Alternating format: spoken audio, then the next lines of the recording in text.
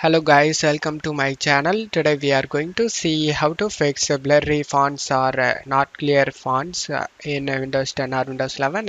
Let's fix it guys. Method on just need to go to search menu and type clear type without space. Just need to type it and after that you will get adjust clear type text. Click on it. Make sure it is checked. Turn on clear type. After that select next option. You just need to select the option that best font for you. Same thing for everything until this get 5. After that select the finish option. Now you can check if the problem solved or not. If not, method 2, go to search menu and type registry editor. Click on open it and select yes. Now you just need to check my video description for this registry path. Just copy and paste it in the address bar and press enter. Make sure you selected the desktop.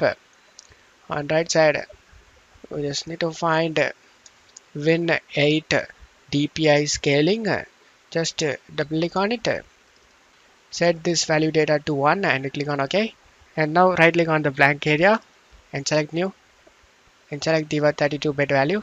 Now check my video description for this text. Just copy the text and rename this value. Paste this text and press enter. Double click on the LogPixels and change this value data to 78 and click on OK.